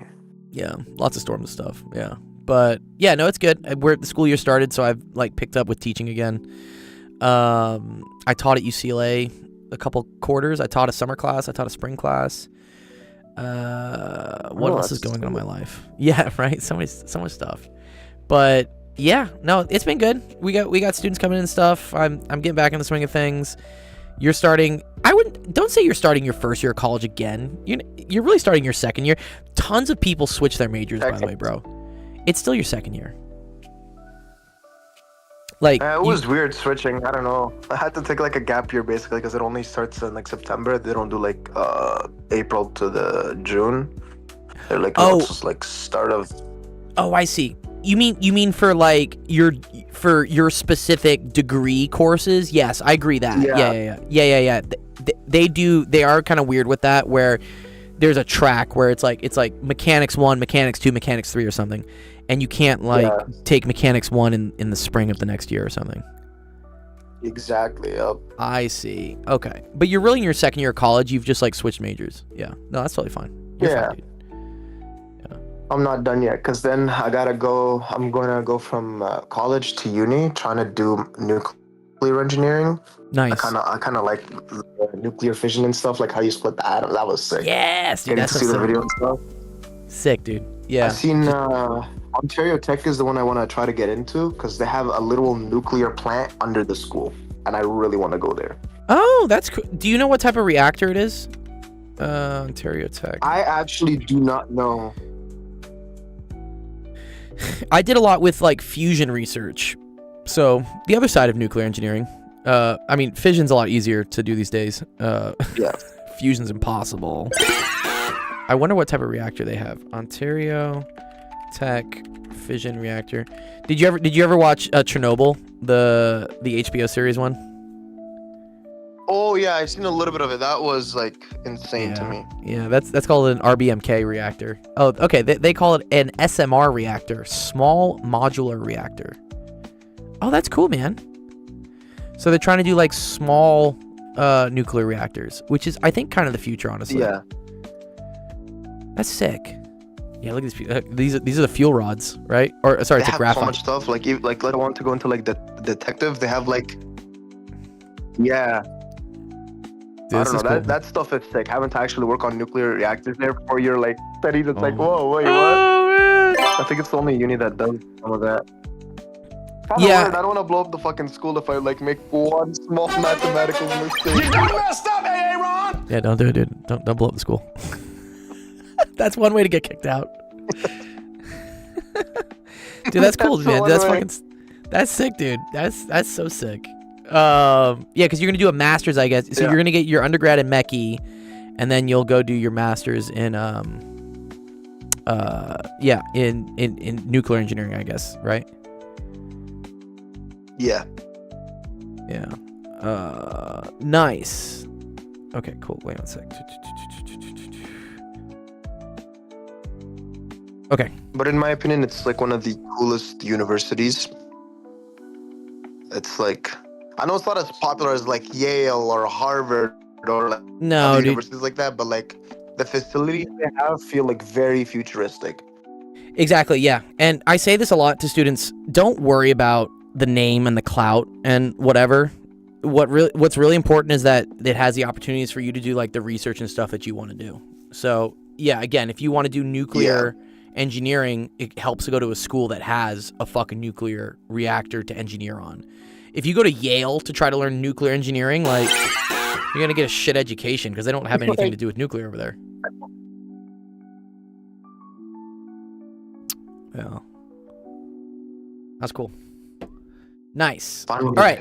I finally got my license today. That was scary. Your driver's license? You can now drive? Uh-oh. Yeah.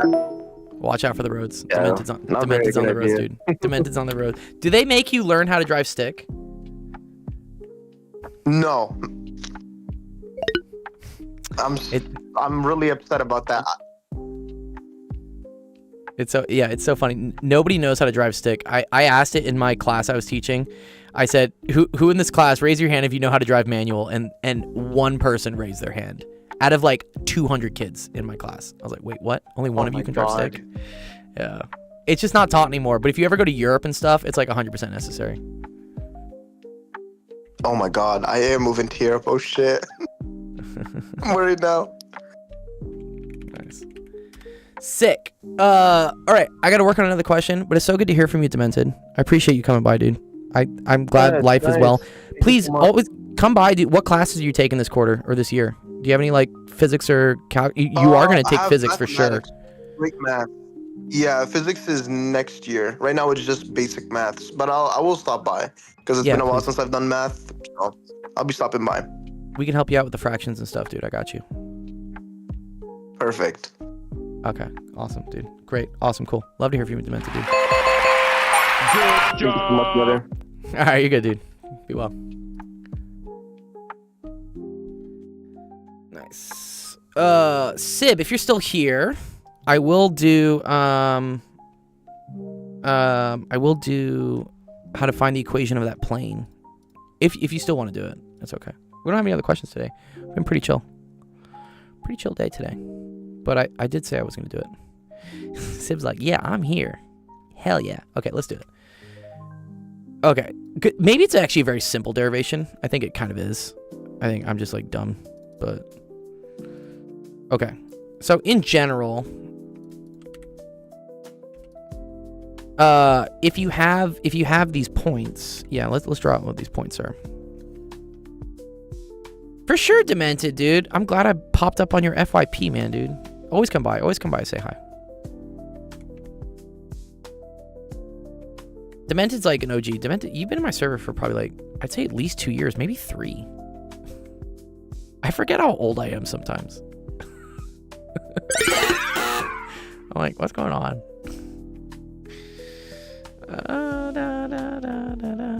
The server has been around for 4 and some change. Started right after my birthday in 2021. So I think it's been around 4.5 years, the server.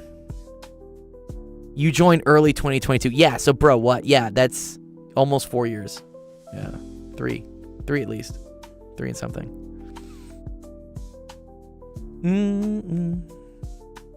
Demented had like the record for the most amount of students he invited.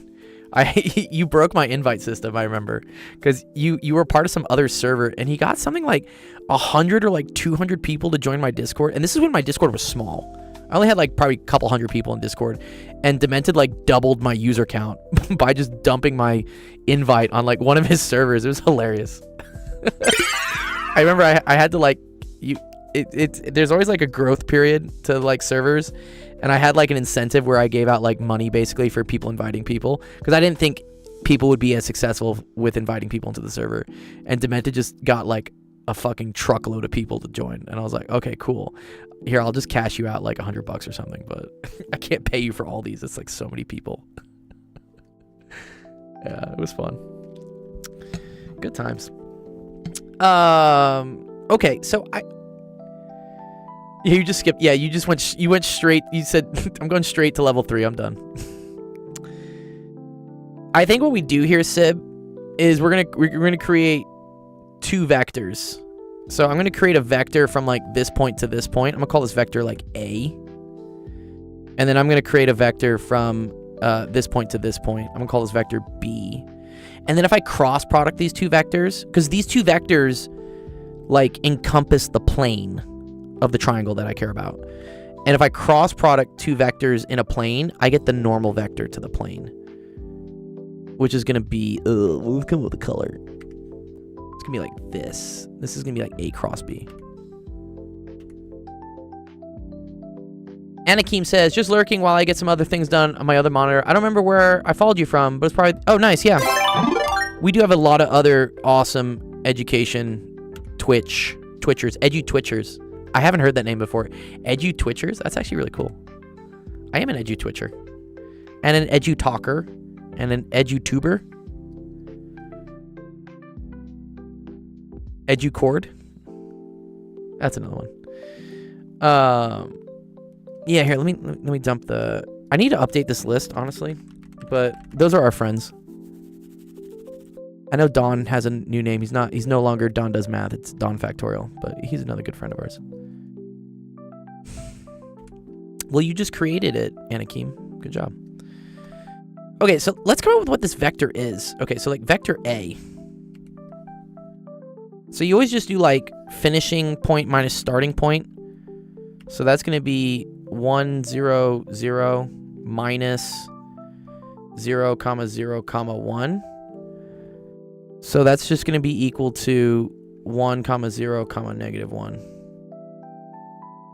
Ooh, HHH, you gave me something? Oh, I like this. Thank you, Odin. Did you submit someone earlier to me? Did I just totally skip over you earlier? I don't think I did. No, you just submitted to me today. You're locked in, bro? Hell yeah, dude. Love it. Okay, and then vector B, that's going to be equal to, what's this going to be? 0, 1, 0. So I'm taking like this point minus this point. Minus 0, 0, 1. So that's going to be equal to 0, 1, negative 1. Okay, cool. Now let's do A cross B.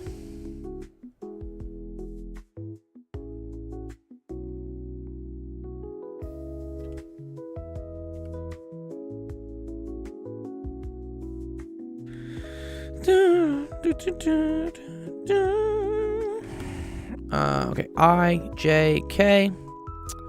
And we're going to have 1, 0, minus 1, 0, 1, minus 1.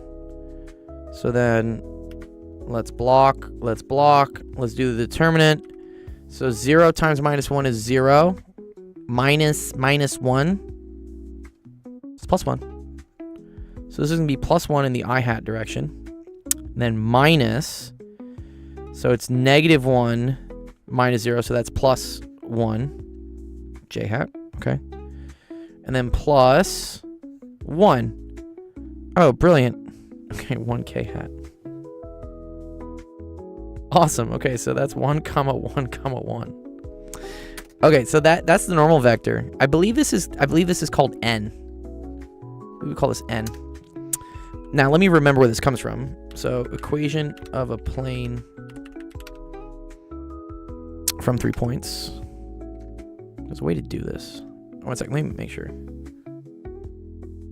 I forget.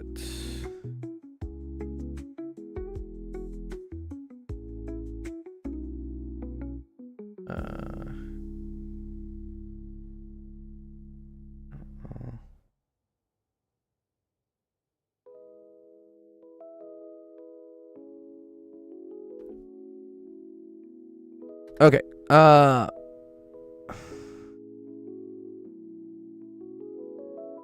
This is it. This is what it is.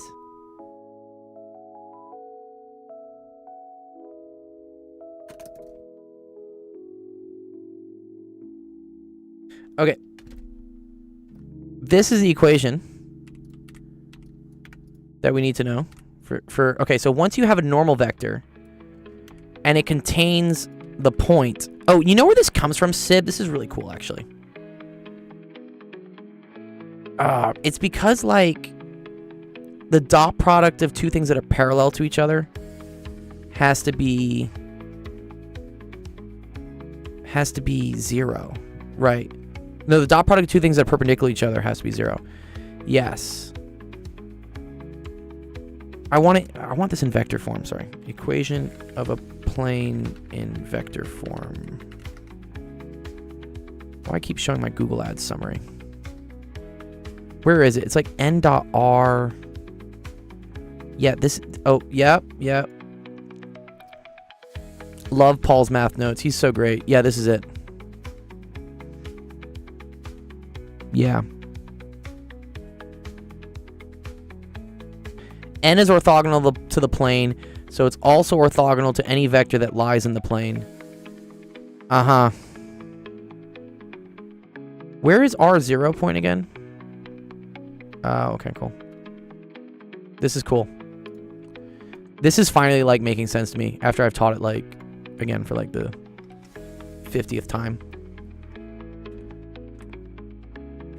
Okay, cool. Yeah, so this is why this works. Okay, right? So, what's up, Seed? So, if n is your normal vector to the plane, right? And you dot it with a vector that's in the plane, which in this case would be r. R points to, like, some point in the plane, or r points somewhere. This is, for instance, like the x, y, z, and then this points to a point that is in the plane, which is x naught, y naught, z naught. Okay. If you do this, right? This is cool. Then here, this right here, this is r. And then this right here is r naught. And then this right here is your normal vector n. You think you are better than Asian? Well, define better. I definitely can't compete with some of my Asian counterparts on like standardized tests. I'm actually trash at that compared to them. Okay, so this is really cool. Okay, so cool. So let's write out what we got, right? So I know my normal vector ABC, so that's just 1, 1, 1. So I have 1, then it's x minus some point plus 1 y minus some point plus 1 z minus some point is all equal to 0. And then what was we can just substitute any one of these points because any one of these points is on the plane, right? So I could substitute 0, 0, 1. Let's just do it. So that's x minus 0 plus y minus 0 plus z minus 1. X plus y plus z is equal to 1. Wow. That's cool. That's so cool. I think it's fucking dope. That's dope. Okay. So that's how we determine that this is the equation of the plane that contains all three of those points.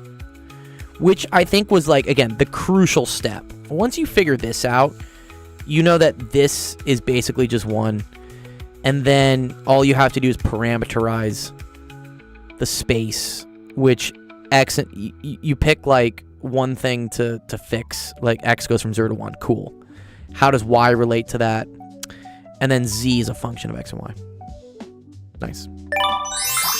We'll do this one next time, Sib, if you want, if you're still around tomorrow. It's getting kind of late. I gotta go teach another student. How long we been on? 2 hours? Yeah, 2 hours. Yeah, I didn't understand why it was 1. Yeah, I honestly I didn't understand why it was 1 either, other than like it just worked. But after doing some math, it works. But Odin, I'll do one of yours. You gotta give me one of these. Which one of these do you want?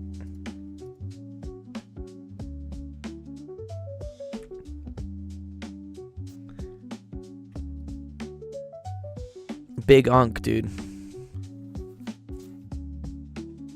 Any of them, because I haven't learned them yet. Okay, cool.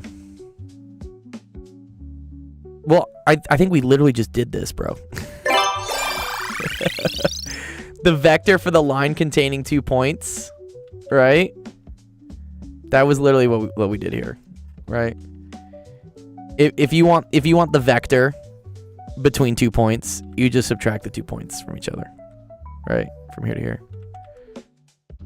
So for this one, you would just do 3, 2, minus 1, right? I'm gonna say this is the final point. Minus 0, 1, 1. And so that becomes 3, 1, negative 2? Yeah. Is that a vector equation, though, by the way? Or, I don't know. Like, y equals this times t? Because technically it's like, it's some multiple of this, is what it is. Or I think it's this plus... I think it's this t plus your initial point, which is like 0, 1, 1. Yeah, I think this is what it is. Yeah. I think so. Do you see how this is kind of like y is equal to like mx plus b?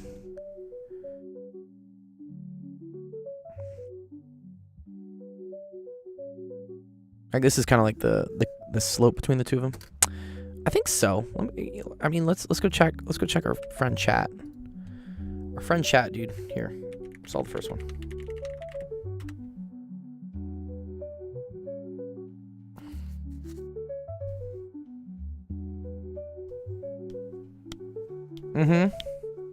Yeah, cool. That's it. Yeah. 3, 1, negative 2, t plus 0, 1, 1. So yeah. So you find the slope between 2 points, which is basically subtracting the 2 points as vectors. You slap a t on front of it, because that's like how many multiples of that direction you're going. And then you have a starting position, which is this 0, 1, 1. I think technically you could have used the other one. You could have used this one as well as a start if you wanted.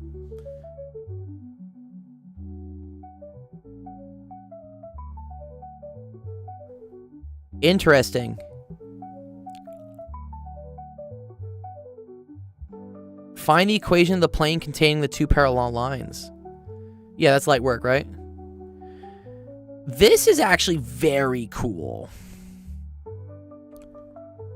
Two parallel lines.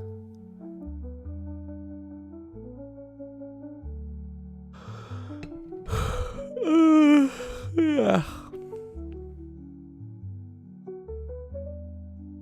I think you find a point on one of the lines.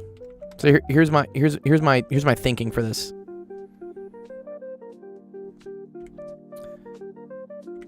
So let's say this thing right here is L1. Okay. And it has this to it, right? So it's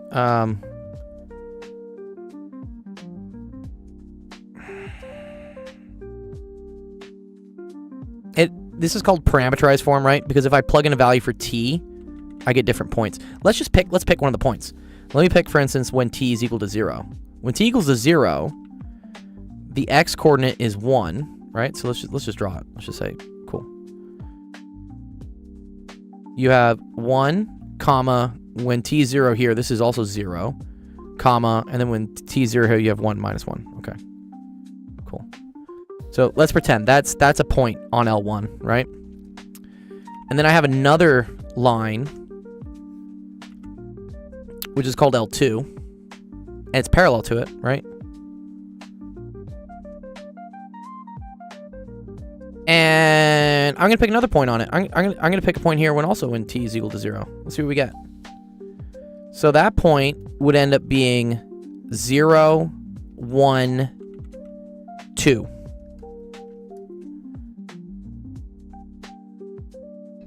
Okay, cool.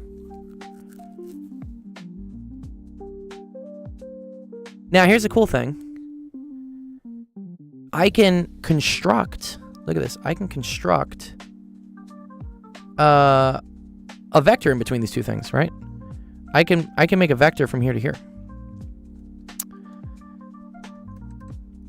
Let's come up with a different color for that. Because they're saying these are both in the plane, right? So these are both in the magic plane. And in my mind's eye, if I can find two vectors in the plane, then I can cross product them to get the normal vector and then use my equation to figure out what the equation of the plane is. So I know I can get the vector that connects the two of them, right?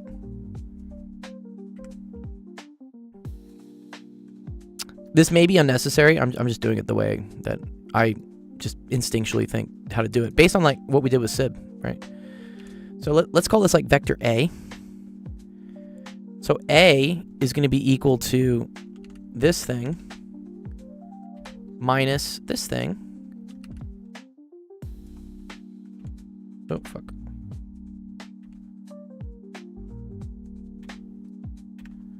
This may be totally unnecessary, and there's actually an easier way to do it, but I don't know.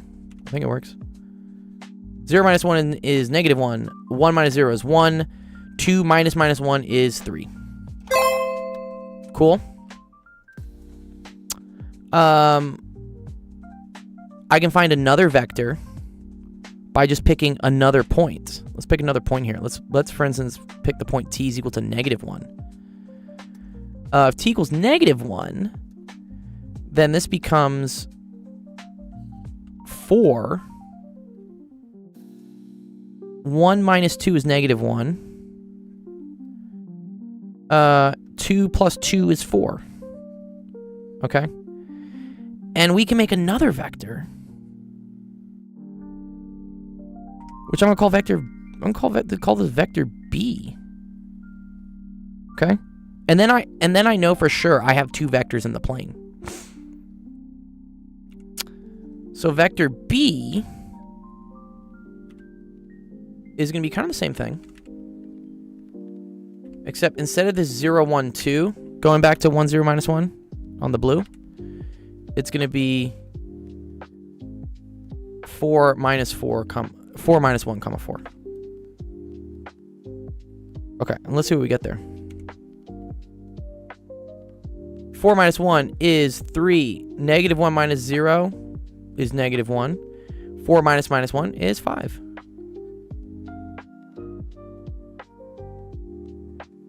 Cool. I got 2 vectors now.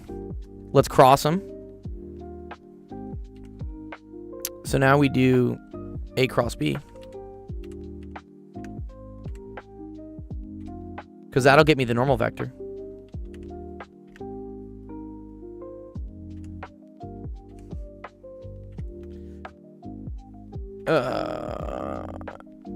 Okay.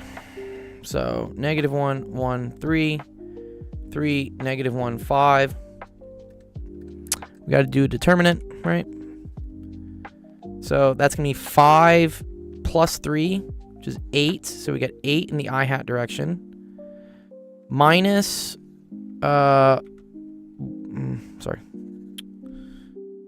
negative 5 minus 6. No, sorry, fuck. Negative, my brain's going at this point.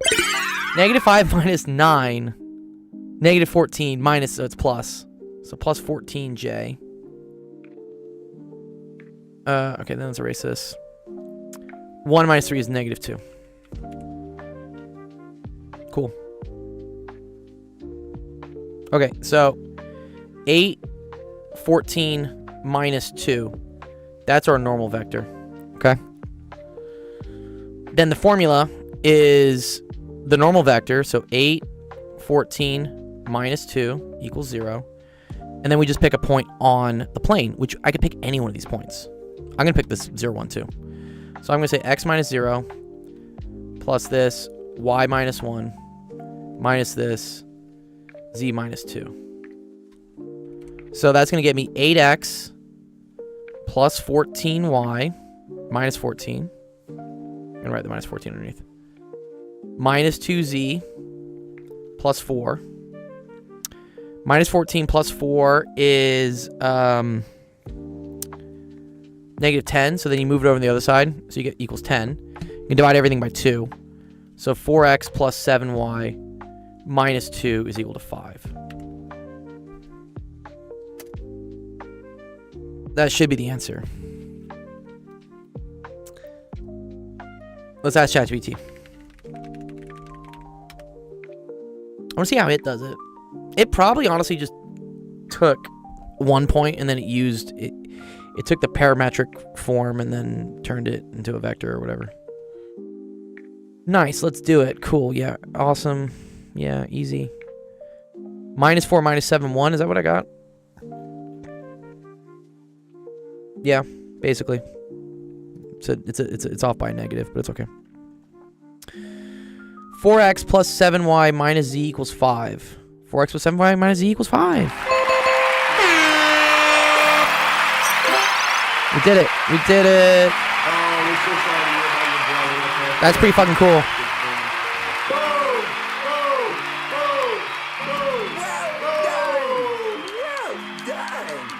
I'm really proud of myself on that one. I only knew how to do that, Sib, because you asked me, but right before this, how to do this. I feel infinitely more confident today on how to compute normal vectors and planes and the equations of them. It's a good Tuesday. Nice. Okay, cool.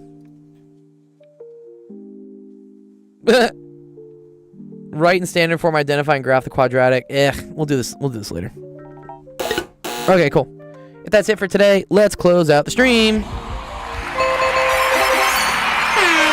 Thank you everyone for coming to Actual Education Office Hours today. I had a real fun time with you guys learning. Going through all sorts of questions.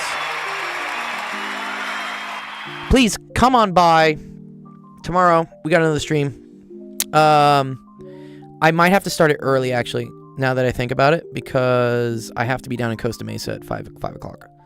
So I think tomorrow's stream will start 2 hours earlier at 3 p.m. Pacific, 4 p.m. Mountain, 5 p.m. Central, 6 p.m. Eastern. I'll make an announcement on Discord tonight about that. But yeah, usually it would be at 5 o'clock, but I have to go somewhere tomorrow. But yes, you're very welcome. Thank you for coming by. If you got questions, come on by tomorrow. We'll help you out. If you haven't already, go like, subscribe, all that fun stuff. Helps our metrics, helps us make the algorithm happy, and then we can go help other people because we get exposure. We love exposure. So we're gonna go raid another channel on Twitch. Who are we gonna go raid today? Arduino's up. Uwo's doing the Great American Road Trip. I like Arduino. He's a cool guy. Tuesday night space news. Yeah, let's go watch some space news. That sounds really cool. Nice. Okay, cool. All right, go say hi to our friends in Arduino. Otherwise, have a wonderful rest of your Tuesday. We will see you tomorrow. Peace.